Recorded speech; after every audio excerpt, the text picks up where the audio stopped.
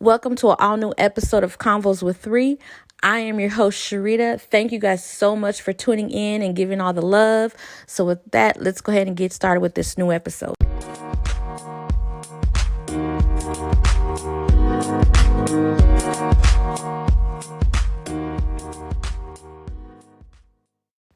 Hey everyone, I hope you guys are all out there doing okay. We have to talk about this weather we just experienced here in Texas this past week. It has definitely been, for me, the craziest weather I've experienced since I've lived here. I've been living here in Texas almost 10 years. I live in the Dallas, Texas area and have not seen a winter like this. It was insane. It really felt like a surreal moment going through what we went through last week. You know, the week prior, of course, on the news, they tried to prepare us for the cold weather coming. You know, let you know, stay off the roads, stay home if you can. So, of course, you know, everyone prepared by going to the grocery store, getting food, things that we need to keep us going for those next few days. But Sunday is when they came with this situation of we're going to have a shortage of electricity. And I'm like, what? How do you prepare for something like that when you have limited resources out there? It's like, it's a limited supply of generators. It's a limited supply of wood. Things that you need to survive when you have absolutely no electric. And this was like a real eye opener for us to let us know our government failed us here in Texas. You know, they did not prepare us for extreme weather conditions. And I say they failed us because this is something that they're supposed to already have in place for when disasters happen. There should be something in place to take care of it. So Texas should not have had this issue. Of course, we don't get weather like this on the regular.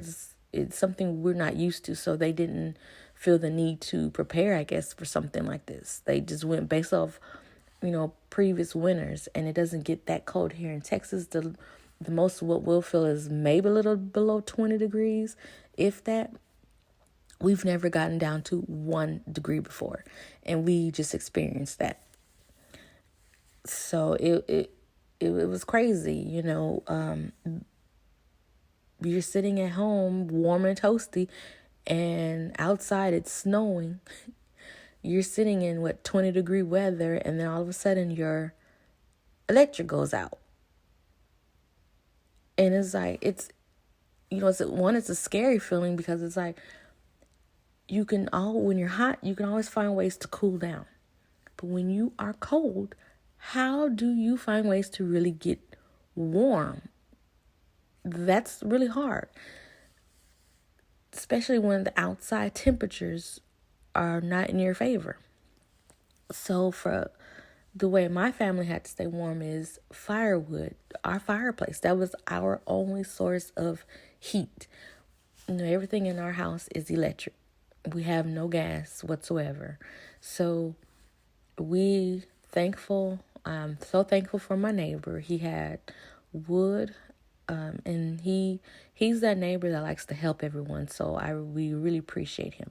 So he came, gave us wood, to help us keep us going for the first day Monday, and kept the house warm. I ain't gonna say the entire house. It just kept the living room area warm.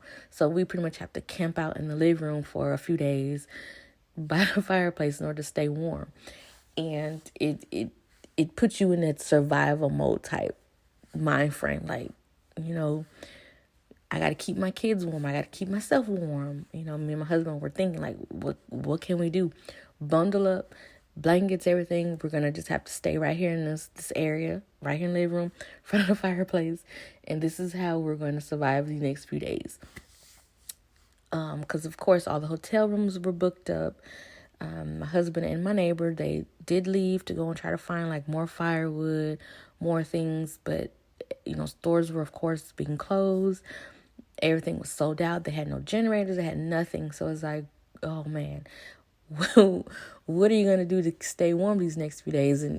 And I will say we were fortunate than some where we did have the rolling our power outages, because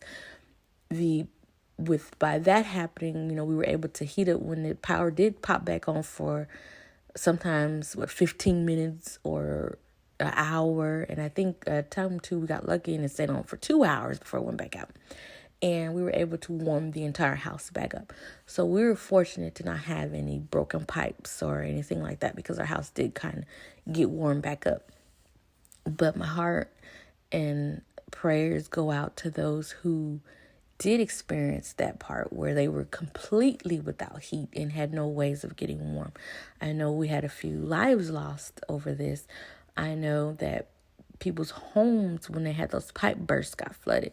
And it's just such a devastating time. And it frustrates you because it makes you like, why weren't we set up to handle something like this? What was our government thinking? Why didn't they have something, a backup plan, something? Other states experience stuff like this. Just because we're the South, that doesn't mean crazy stuff like this couldn't happen, and you should always be prepared for stuff like this. And it makes you, now it's like, it puts you in perspective, like, hey, when these elections come up, you have to start paying attention to who you are putting in place. And of course, yes, it was a crazy deal when we saw our senator, Ted Cruz, jumping on a plane going to Cancun while his state is going through this. And it's not just one area, it's the entire state having to go through this. The entire state went through these freezing cold weathers, power outages, some homes without. And it's like, and you want to say your kids said, hey, Dad, let's take us to Cancun. And you was like, you know what, that's a great idea. Let me pack up, let's go. Pack them up. Let me go take them to Cancun for a week, because they're my kids. I don't want to tell them no. When I'm pretty sure you said no to them so many times because out of other obligations. You're state senator.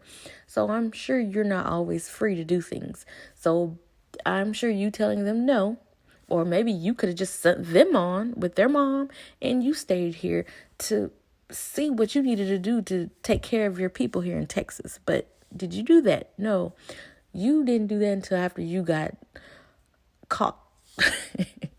So I'm sorry for whoever leaked that footage, because I'm pretty sure you're going to be in some trouble. But whoever told on you and put that out there that you was on that flight, that's the reason why you're back. And then now you're trying to work hard, giving out water and doing what you need to do to take care of Texas. And so it's like, hey, when re-elections come, I'm sorry, people, but he has to go. We need to make sure that we're out there voting and doing what we need to do, because we need to be taken care of as a state. Because going through something like this, it was ridiculous. Ridiculous. It really was.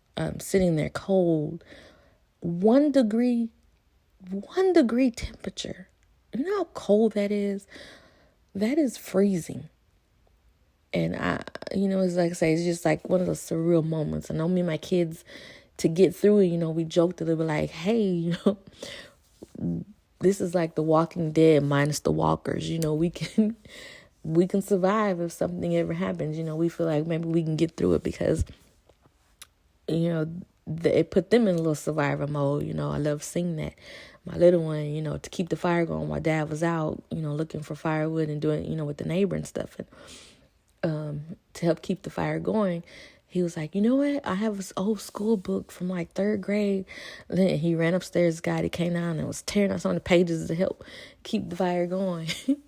And it was, to see his little mind going like that. It's like, okay, we're going to be all right. We can make it through. They're not complaining. They're not, giving us a hard time, whining about anything. They're here. They're trying to help, and they want to stay warm. And we had sandwiches and just different things like that to get us through. And of course, when electric popped on for the moment, we did what we need to do. Hurry up, go take showers. And I tried to cook a little food, whatever I could, until the electric went out. So it definitely tested your survival skills to see how strong you were, because it was tough. It was definitely a tough time. And like I said, my heart goes out to those who either lost lives and those who are going through the damages caused by this, the pipes bursting in their homes, because that's you're losing things, Of course, it's material, but that's a added stress that you're going through an already hard time and COVID out there. And, so many people losing their jobs already. So it's like, what next? I know when the New Year's came through, no one really said 2021 was going to be better. We said we hoped it would, but right out the gate, 2021 kind of showed us, don't expect much, Don't expect much out of 2021. So it's just like now it's just you're going day by day, just praying to get through the next day. What else is going to come up? And I really have to say it kind. I'm not no conspiracy theorist, but some you hear a lot, and it's like some of the stuff is like starting to make a little sense to me. I I don't know what is going on in this world right now. I really don't. But it's crazy. Starting out with this virus that just popped up out of nowhere, taking everyone out, and shut the entire world down. Countries. And even, it now we're forced to wear masks everywhere we go. We've lost so many lives. It's really like making you wonder what is really going on. And, you want to hope that, yes, this virus is real and that it's this and it's, you want to hope all this stuff because the things that everyone is going through, well, we know the virus is real. But how did it get here? Why did it get here? Like, what's going on? And then these events, like we've had so many hurricanes this past year. We've never had that many hurricanes. And it was like hurricane back to back to back. And then now these cold weathers that just went through the whole, of course it started here. I know our family in Louisiana, our people in Louisiana are going through some tough times now because they're also they're dealing with the power outages. They're also dealing with the water pressures. Some have no water. I have family with no water right now. And, of course, we're the South. We don't deal with things like this. So this is definitely devastating and new to us.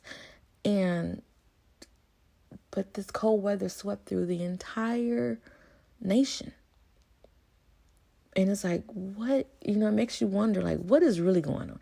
What, behind the scenes? Like this last year and then this year, it's just so much unexpected, crazy things going on. It makes you think. I know I'm rambling right now, but it's just like because it just doesn't seem real that we're going through all of this stuff. Like, this is what we do. Our new norm is wearing masks everywhere we go. Our new norm is staying home and things partially open. Things, clubs and bars and things like that only to limited. Clubs aren't even open right now, but bars, limited capacity. So it's like, it's, and then you see movies and TV shows and things from the past, and you're like, oh, this was the life. So it's definitely, once things get clear and we're back to operating normally, whenever that happens, we would definitely not take our going places for granted. Definitely will not.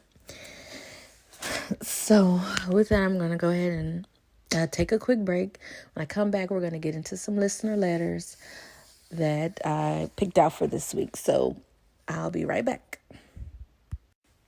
Drifters Insurance Group. We know we all need insurance. Contact us today and let us help you find the best auto, home, life, and even supplemental health insurance that best fits your needs. Visit us at our website at www.driftersinsurancegroup.com or call us at 214-273-7302. And we're back. I want to go ahead and get into this first letter, and it reads, Hi, Ree. I can really use some advice on how to balance life. I am in a relationship. I have 4 children ranging ages 7 through 16. I work a full-time job. I like spending time with my girls, and I need to find some time for myself. I feel overwhelmed at times, and I don't want to feel like I'm neglecting anyone. This letter hit home for me because this is definitely an issue that I struggled with. Having balance in your life is a major thing. You don't want to have be unbalanced in your life, because it would definitely, like she said, have you feeling overwhelmed with neglecting one area of your life. It's important to make that time with your significant other. It's important to make that time with your family. It's important to make that time with just your children. It's important to have your girlfriend time. And it's definitely important to have that you time, that time for yourself where you're able to, just focus on yourself, give you that self-care that you need. So, yes, I can definitely give you some advice on this. And it's the main thing that you have to really, the number one thing that you need to do is learn how to say no. I have to admit, I was a person that always said yes to everything.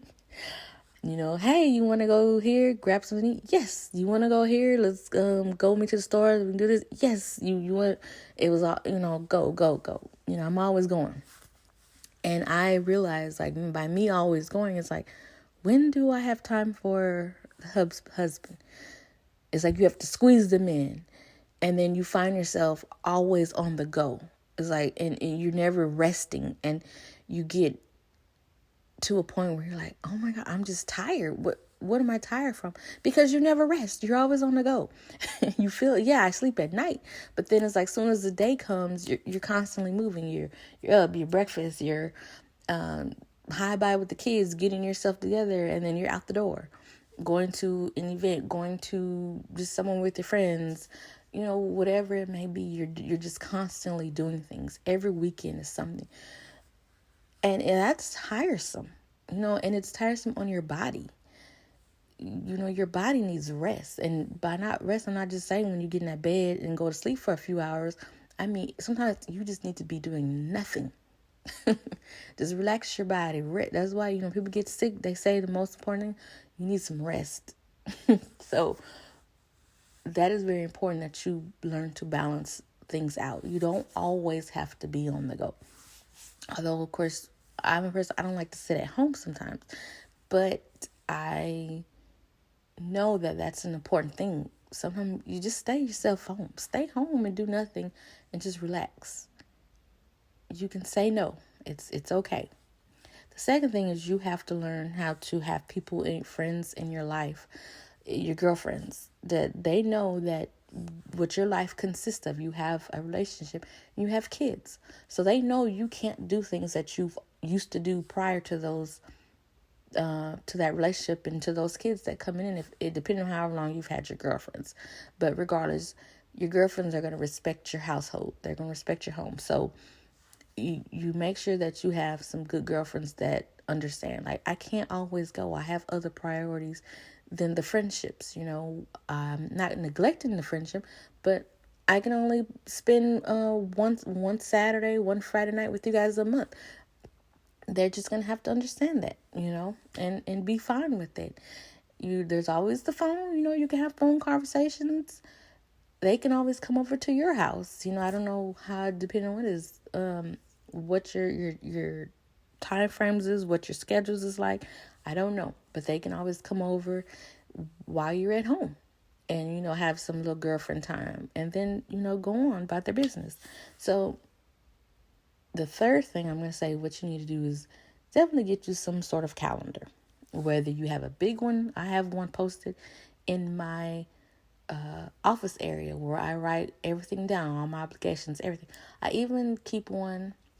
I have a smaller one that I used to carry. Well, I don't really carry big purses as much anymore. I love a crossbody now, so I need to find me a small calendar I can just throw on my crossbody.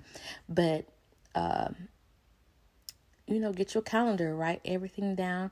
That way you can kind of put a little structure to your time, and you know what you're working with. You know what days you can set aside for your husband, because it is so important to have date nights with your husband, or your significant other. You have children. Lucky for you, the oldest child you have is 16, so you have a living babysitter. So you can make time for you and your spouse to get out and go and enjoy each other, because you don't want to get so wrapped up in everything else that you forget that you need that time with your spouse. Your kids, you put a block a day off, like this is going to be the day I spend with my kids, no matter what you do. You don't have to go out to go do things. You have 4 kids. I know it can get expensive, so you can just, like, hey kids, do board games. You can do movie nights, cook something for the family. Just be home and tend to the family. You guys, you and the kids, have them in there helping you cook. I mean, it's all kind of ways where you can just spend a little bit of time. It doesn't have to always involve going out and doing things. It's just, kids just want that time with you. And I like to also have times with just me and my boys. So sometimes we'll be at home cooking dinner, and then they'll come in, they'll sit at the island, and we'll just be talking as I'm cooking. My oldest, he loves to cook now, so he'll help cook, and we just get in conversations. And kids love to talk, so you'll be surprised what they tell you their life plans is, all of that. So make that time for just you and the kids. You don't have to always be just the entire family. It can just be you and the kids sometimes. And then you definitely need that time for just yourself. That's your self-care. So for me, it would be, now that I don't work anymore, I kind of do it during the daytime. I'll take a day where I won't do anything. And, my husband is gone to work all day. The kids, mine are older, so they kind of will be to themselves. If they, they'll go upstairs and just hang out up there. And I don't have to, I have silence. I have quietness. So I will either go get, of course, nails done, toes done, whatever, pamper yourself a little bit. But I love to just go get my favorite takeout, come home, and watch my TV shows, watch a good movie, whatever I need to do. If I want to just sit and read a book, I can do that. So you definitely have to take that time out for yourself, where it's just you, because you don't want to get, neglect yourself, So I think it's important to have that balance in your life. So get you a calendar, sis. Schedule structure out your month if you have to. I'm not saying plan a day, but plan it to the T, because things always pop up and things happen. But just make sure you're prioritizing what happens, and know that it's okay to say no to things that come up. You don't have to go to everything. You don't have to do everything. That is something I had to learn, because, like I said, I was one that always was like, yeah, and it's because I wanted to go and do it. But you have to sacrifice some things you want to do for your loved ones to make sure you're giving them their equal amount of time. So definitely get, do those 3 things. Get you a group of friends that are understanding and make sure they know that your home life definitely is priority over your girlfriend time. But at the same time, you need to make time for your girlfriends. Make sure you have a calendar, structure out your time, and then learn to say no to things. So please write back in. Let me know how you learn to balance out your time, if it works for you. And, write in. I always appreciate suggestions as well. Maybe you can, you might do something a little different, and then you can write in and show me. And I could take a page from you. It works both ways sometimes. So definitely let me know how that works out for you. Thank you for sending your letter. So I'm gonna go ahead and get into this. I got a second letter I wanted to read. So this one is, Dear Ree, I have anger issues, and I will go off with the quickness. What are some ways that I can handle this? Thanks. And they signed it with the angry emoji. So, anger issues. Wow. I'm not an angry person, so I would say for you, if you feel that you are one of those hot-tempered people, that you have to start realizing, I'm not sure how old you are, but it's good that you realize you have these issues. You either need to go and take some anger management classes or go speak with someone that can really professionalize in helping you figure out where your anger is coming from and why you are always getting so hot tempered.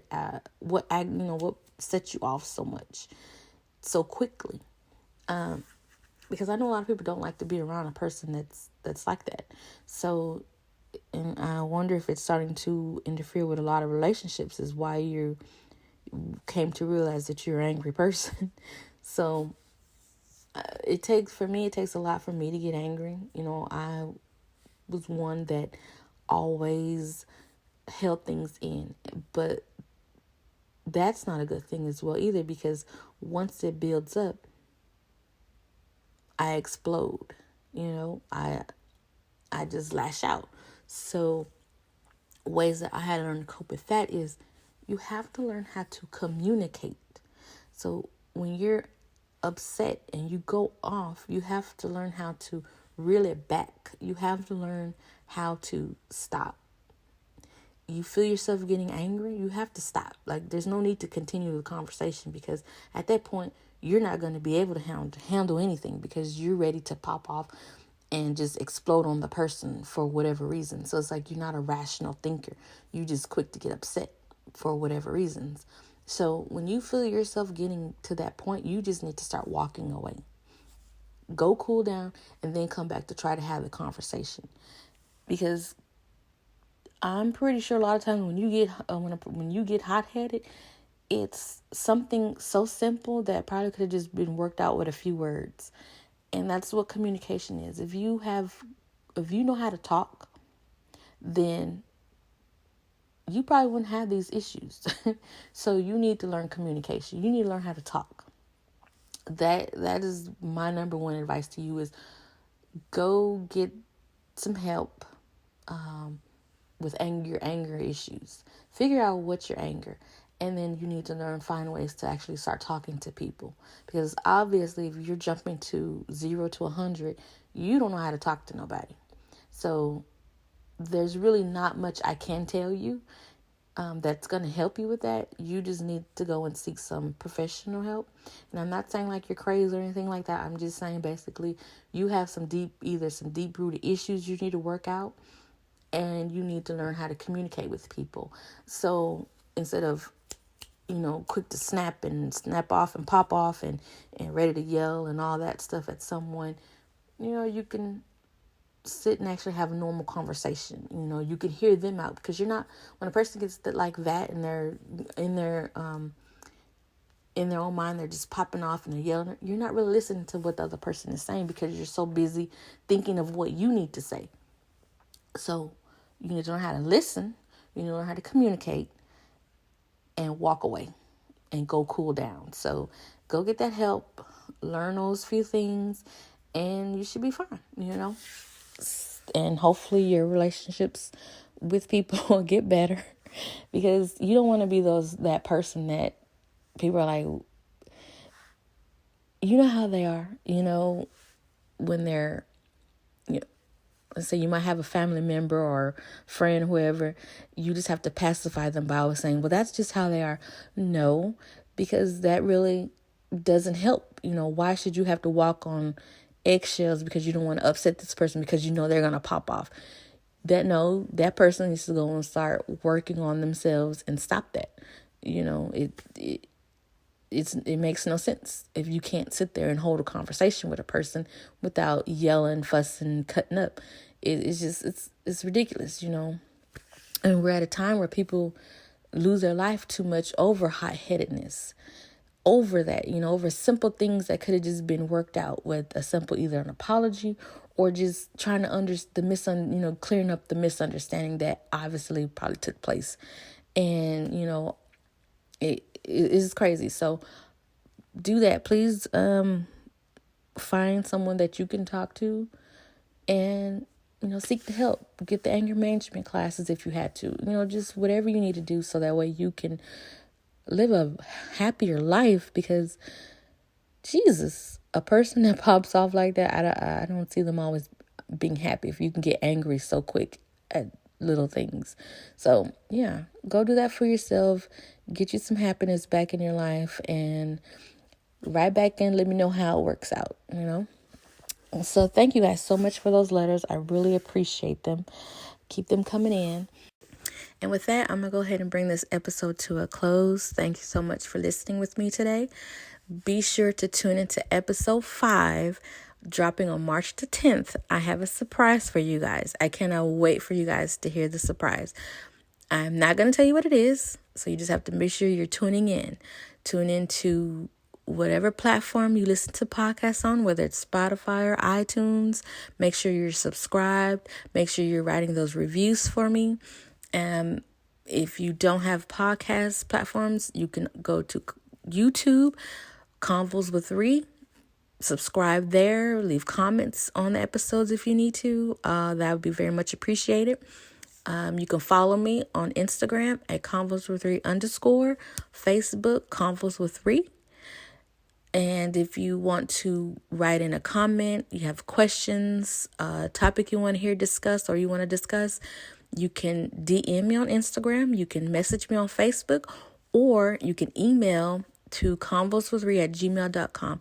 I look forward to hearing from you guys. I love getting these letters and questions from you guys. So thank you guys so much. And with that, I'm going to go ahead and leave you with today's self-love quote.